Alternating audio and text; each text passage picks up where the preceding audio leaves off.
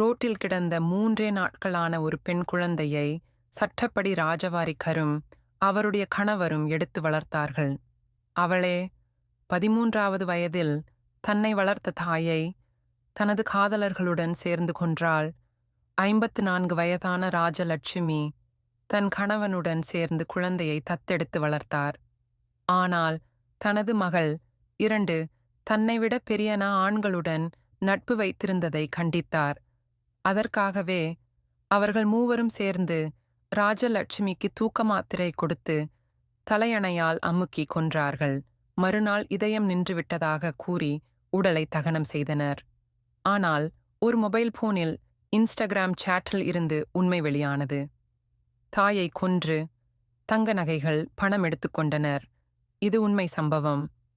2025 ஒடிசா பரலாகேமுண்டி நகரத்தில் நடந்த கொடூரம்.